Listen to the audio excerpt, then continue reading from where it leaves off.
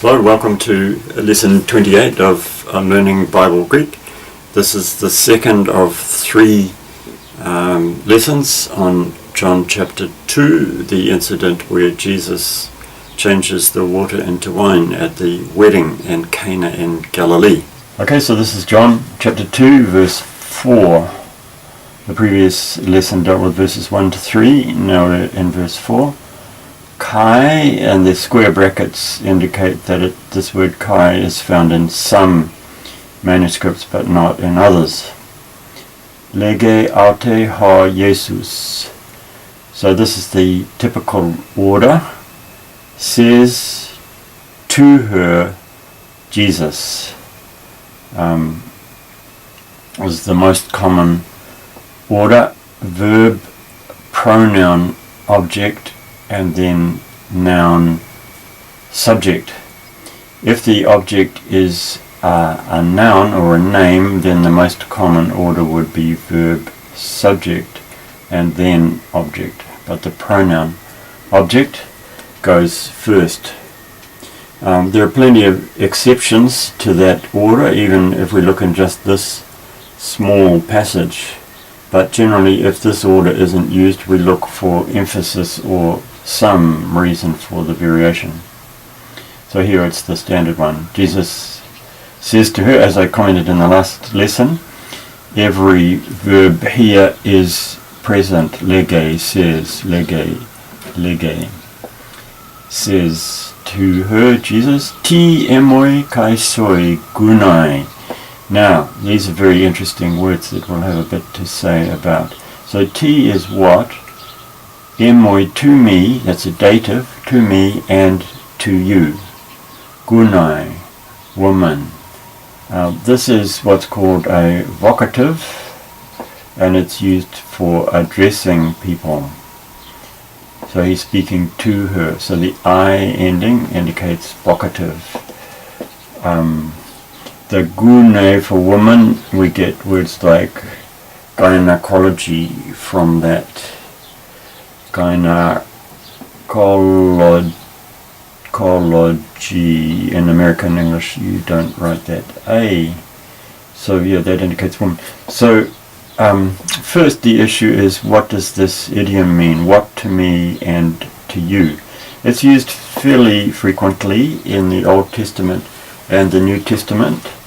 It's perhaps best translated simply leave me alone, which sometimes could be said in a harsh tone and sometimes in a softer tone. So presumably here it's a reasonably soft tone, yet still it's a bit harsh to say that sort of thing to your mother. And here we come to gunai, woman, and we notice first that there's a strange inconsistency in English. Well, okay, there's lots of inconsistencies in English, but here, in English we can refer to a woman as woman. That woman told me, blah blah blah, but you never use it in an address. What they in grammar they call it the vocative. So you never say, hey woman. So it's rude in English, just about anybody's dialect of English, I think, to address a woman as woman.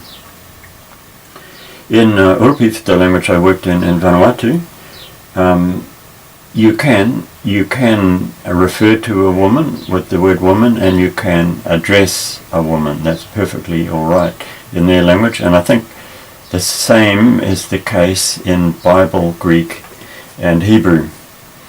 However, even though you can use this, and Jesus uses it in a couple of other places in the Gospel, for example, in chapter 21, talking to Mary Magdalene, he calls her gunai. So it is perfectly polite to address a woman with this, but you don't address your mother like that. I actually did a search through the Bible trying to find another example of a person addressing their mother, and I found one. Maybe you'd like to do your own little search to see what you can find, to see if there's another one, but I found one. And it was where Solomon talks to his mother Bathsheba after he'd just become king. So he was the king, and Bathsheba comes into him to ask a favor, and he calls her not woman, he calls her my mother. Speaking Hebrew, he calls her my mother. So that's obviously a much more polite way. So here's an issue. These parts both things that you can say to people reasonably politely, but not things that you would normally say to your mother. So the question is, was Jesus being rude? And we find some translations actually change it here to mother. For example, the CEV, Contemporary English Version, and the J.B. Phillips version, just to avoid the accusation that Jesus was being rude. However, I think it is undeniable that an ordinary person would not address their mother with that phrase or with that term. So here's something that Jesus is definitely putting, you could almost say he's putting Mary in her place. His relationship with her is no longer as son and mother, but it's more like rabbi or teacher and disciple.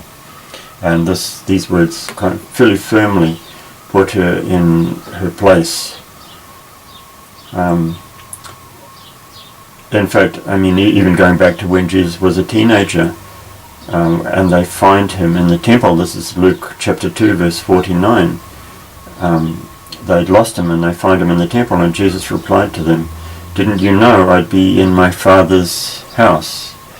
So, I mean, in some ways that was fairly rude. His father is standing right there, and he says, "Didn't you know I'd be in my Father's house?" So he's letting them know that his relationship to them is not quite the same as with a normal child and parent. Interestingly, the NIV 1984 put "dear woman" there to indicate that it was an affectionate term, but the 2011 has woman. But as I pointed out, in English you don't address a woman like that. One possibility might be sister or miss. In some dialects of English you might address a woman as miss. Obviously, if Jesus addressed his mother as miss, that would, because even though I might call a woman miss, I would never call my mother miss.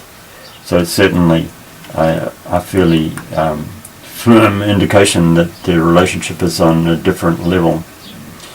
But really my dialect of English has no term of address that I use to a woman in the way I speak. I would address a woman by name, or else just go straight into what I'm going to say. So at least in my dialect of English, that would probably be the best way to do it. Just omit this. It's not necessary. It's just kind of setting the tone, really. Notice that gunai is woman. That's a first approximation. Here's the importance of this thing that I've mentioned before. The word has a first approximation. So the first approximation is woman. But that doesn't mean that we have to translate it by woman all the time. And so in this case, probably we can just omit it, unless you want to make it sound quite brusque by saying, "Leave me alone, miss." But that's almost the tone of what Jesus is saying. And he goes on to say, "Upo heke he hora mu," not yet. So that upo, not po yet, heke, it has come. This is a new word I think we haven't met before. It has come. He hora. So this is related to the English word hour, hora. In this case we probably translate it as time. My time has not yet come. So again, these are enigmatic words by Jesus. What does he mean by his hour? well, there's two questions. What does he mean? And then secondly, what would Jesus or any hearers at the time have thought it meant? It would be pretty hard for them to understand. But it's probably referring to the time of his death and the time of his, well, maybe the time of the beginning of his ministry, where he would begin to show his power, and then culminating in the resurrection. So these words on the surface are quite a strong rebuff for Mary, but her reaction is interesting. Lege hemeter autu tois diakonos, says the mother, his, to the diakonos, and from this word we get deacons, diakonos. Ho tian lege humin poiesate. Ha what tian. So ha is which or what. T, and that's a neuter of thing. What thing an. So this would be equivalent to ever. So we could translate this as whatever. And the an is often followed by a verb in the subjunctive mood. So we could translate this as whatever he might say, or whatever he may say to you, do it. So this ate is second person plural, and the s is the characteristic of the aorist. So normally the aorist means past, but here it's an imperative. It's an imperative, so do it.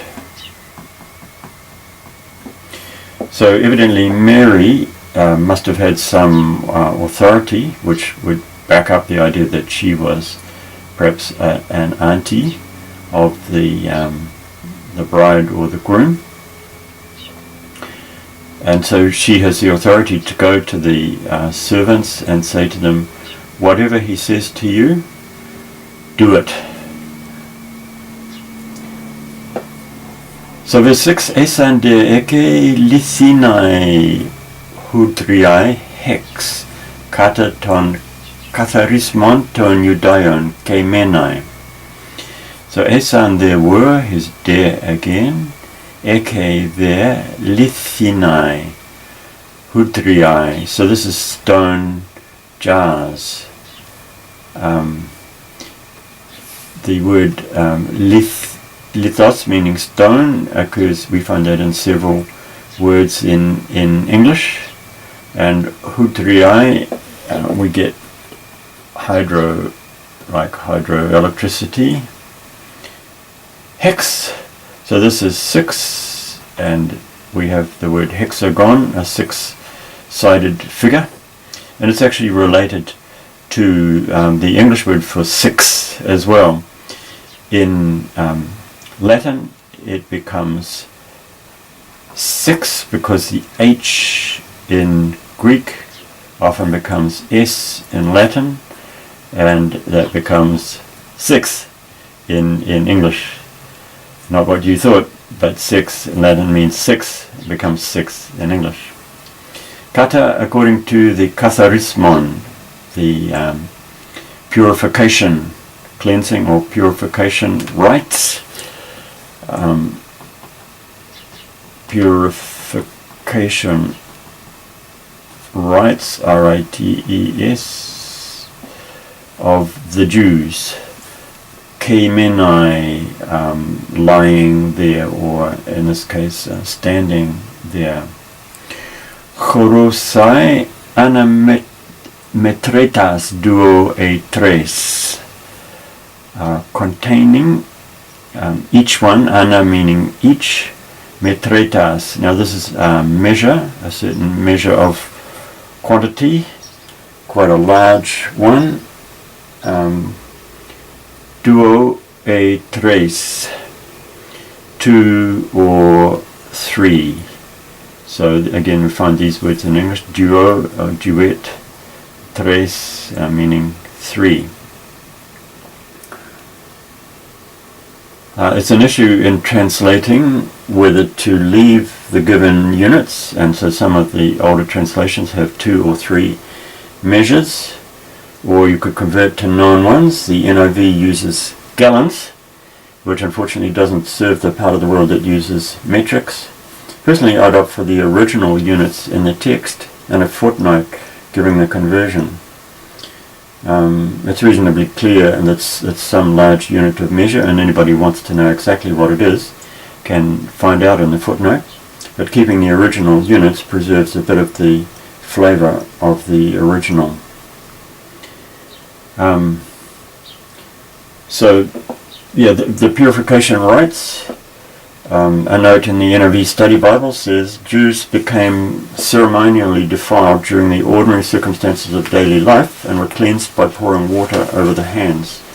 For a lengthy feast with many guests, a large amount of water was required for this purpose. So it's interesting, quite a different kind of attitude to a modern attitude is you need to wash your hands because of germs or because of grease. But to them, there was a much deeper significance of purification in the eyes of God. Really, they become different. All kinds of different things can make them unclean, and needing to purify themselves for the purpose of praying and getting back into fellowship with God. Verse 7: Lege autois ho Jesus. So this is the standard order: verb, pronoun, object, subject. Gemasate tas hudriais, hudatos. So this means fill, and again this is another aorist imperative, the S indicating aorist, and the ate, same ending as we had up here in verse 5. Tas hudriais, the water jars. Now this is a genitive of water, and we would say with water. Kai egemisan autas heos anno, and they filled. So again there's the e indicating past and the s indicating that it's aorist, the simple past. They filled. Notice the same root. The root is gemi or gemis, and here's the root here. They filled them, heos, up to ano, the top, up to the brim. And we'll see what happens next.